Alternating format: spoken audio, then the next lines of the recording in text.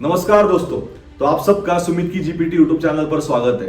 तो आप सब ने महायुगा या चतुर्युगास के बारे में कुछ ना कुछ पढ़ा या सुना होगा। कलयुगास में ये करते हैं या ये घोर कलयुग है, ऐसा बोलने वाले चाचा को आपने अड़ोस पड़ोस में या सोसाइटी में देखा भी होगा। सतयुग, त्रेता युग, द्वापर युग ऐसे नाम भी सुने होंगे, या सत्यनारायण की पूजा करते वक्त या कोई भी अभिषेक करते वक्त श्वेत वाराह कल्पे, मनुवंतरे, बुद्धावतारे ऐसे श्लोक भी सुने होंगे। पर ये कलयुग, महायुग, कल्प, मनु, दिव्य वर्ष, ये सब समय के रिलेटेड टॉपिक के पीछे के रहस्य, थेरीज, लॉजिक और मैजिक आपको पता नहीं होंगे।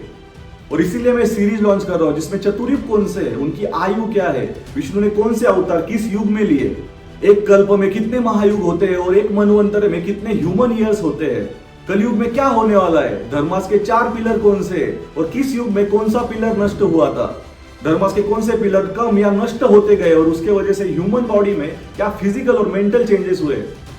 तो ऐसे सारे क्वेश्चंस को हम इस सीरीज में डिस्कस करने वाले हैं। तो शुरू करते हैं। एपिसोड नंबर 1, इंट्रोडक्शन टू महायुगा और चतुर्युगा। सनातन धर्म में समय के बारे में डिटेल एक्सप्लेनेशन दी गई है। इसमें समय के भागों के बारे में यानी कालखंडों के बारे में भी विस्तार से बताया गया है। और इसमें कई सारी गणना ऐसी है जिसकी साइंटिस्ट आज भी खोज कर रहे हैं। स्क्रिप्चर्स में हमारे यूनिवर्स के 4 कालखंडों के बारे में बताया गया है जो खुद को बार बार दोहराते हैं। इन 4 कालखंडों में 4 युगास होते हैं और इन सबको मिलाकर चतुर्युगास या महायुगास भी बोला जाता है। तो एक महायुग 12,000 डिवाइन ईयर्स का होता है और आपको बता दूं एक डिवाइन ईयर 360 मानवीय या सोलर ईयर्स का होता है। तो वैसे देखा जाए तो एक महायुग 43,20,000 ईयर्स का होता है। ऐसे 71 महायुगास मिलाकर एक मनुवंतर बनता है जो मनु की आयु है, और ऐसे 1000 महायुगास मिलाकर एक कल्प बनता है which is a day of Brahma जो 432 करोड़ साल का होता है। और ये एक कल्प ब्रह्मा के आयु का एक दिन और एक रात के बराबर होता है। और ब्रह्मा का पूरा दिन 2 कल्प के बराबर होता है विच इज 864 करोड़ ईयर, जिसे हम 8.64 बिलियन ईयर्स भी बोल सकते हैं। तो हमें बताया जाता है कि ब्रह्मा की पूरी आयु 100 साल की होती है, पर अगर आप इसे मनुष्य के कैलेंडर के अकॉर्डिंग कंपेयर करोगे तो ये 311.04 ट्रिलियन ईयर्स की होती है। और इसके बाद दूसरे ब्रह्मा आते हैं। तो फिलहाल ब्रह्मा की आयु 51 साल की है।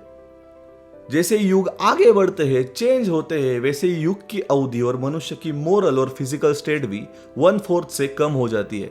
और ये 4 भाग है, सतयुग, त्रेता युग, द्वापर युग और कलयुग। और समय के हिसाब से इसका प्रोपोर्शन होता है 4:3:2:1।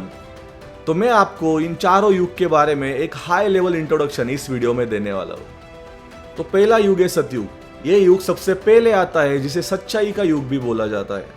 एक महायुगास में 4 युगास होते हैं और इसमें सतयुग जो सबसे पहले आता है उसका प्रोपोर्शन 40% का होता है, जो 4600 डिवाइन ईयर्स के इक्वल होता है। और अगर आप इसको मानवीय ईयर्स के साथ कंपेयर करोगे तो ये 17,28,000 साल का होता है।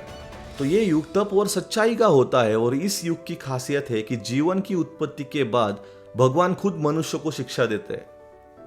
इस युग में मनुष्य की मानसिक क्षमता बहुत ही उच्च स्तर की होती है और इसीलिए इंसान की आयु 10,000 से 1 लाख साल की होती है। मानसिक ज्ञान से यहाँ पर कोई भी झूठ नहीं बोल पाता, क्योंकि मनुष्य का दिमाग एक दूसरे से जुड़ जाता है और इसे ही हम कभी कभी टेलीपैथी भी बोलते हैं। सतयुग में धर्मास के 4 स्तंभ होते हैं और ये 4 स्तंभ है तप, सच्चाई, शुद्धि और दया। और इन्हीं स्तंभों के वजह से सतयुग को सुवर्ण युग भी बोला जाता है। जैसे ही युग बदलता है वैसे एक एक स्तंभ कम हो जाता है। सतयुग में ही भगवान विष्णु ने 4 अवतार लिए थे, जैसे कि मत्स्य अवतार, कूर्म अवतार, वराह अवतार और नरसिंह अवतार। यह आदर्श युग है और इस युग में वेदों का ज्ञान हर मनुष्य के पास होता है।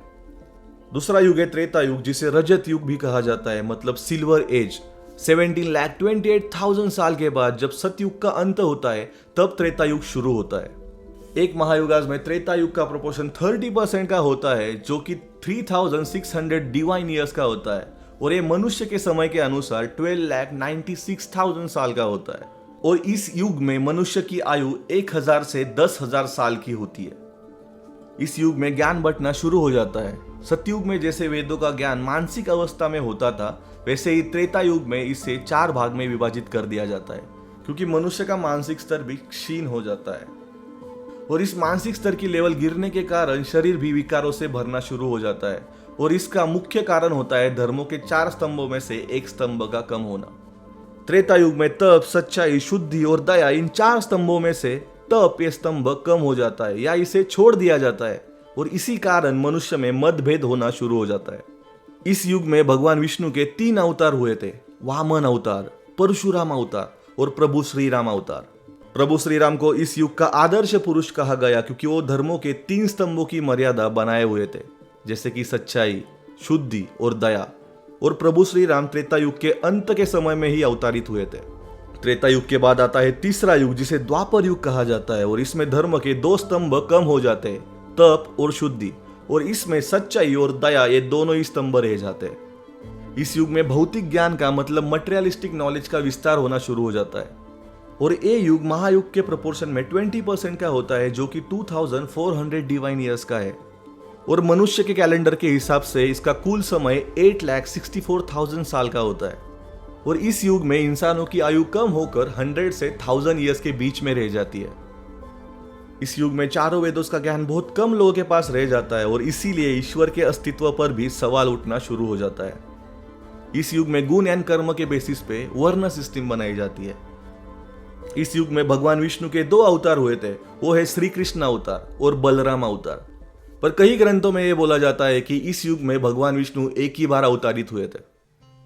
इस युग में ज्ञान का स्तर कम होने के कारण स्वयं ईश्वर अवतारित होकर ज्ञान देते हैं, जैसे कि प्रभु श्री कृष्ण ने श्रीमद् भागवत गीता का ज्ञान दिया था। इस युग के अंतिम समय से बीमारियां नया नया रूप लेना शुरू कर देती है क्योंकि मनुष्य का शारीरिक ज्ञान और नियंत्रण कम हो जाता है। इस युग का अंत आते आते साधना का ज्ञान भी पूरी तरह से लुप्त होना शुरू हो जाता है और इस युग का अंत तब हुआ जब प्रभु श्री कृष्ण ने धरती लोक से वैकुंठ की तरफ प्रस्थान किया था। और इसके बाद प्रारंभ हुआ महायुगास के अंतिम युग का, यानी कलयुग का। तो 4th एंड लास्ट युग होता है कलयुग। तो महायुगास का अंतिम युग होता है कलयुग, जिसे अंधेरा युग भी कहा जाता है क्योंकि इस युग में ना सिर्फ ज्ञान लुप्त होने लगता है बल्कि ज्ञान स्रोतों में भी छेड़छाड़ शुरू होने लगती है। तो इस युग में धर्म के 4 स्तंभों में से ना तप रहता है, ना शुद्धि रहती है, ना सच्चाई, और सिर्फ दया के भाव से ही मनुष्य को जीवन का मकसद पता चलता है। तो कलयुग महायुगास के प्रोपोर्शन में 10% का होता है, जो कि 1200 डिवाइन ईयर्स का होता है और मनुष्य के कैलेंडर के हिसाब से ये 4,32,000 साल का होता है।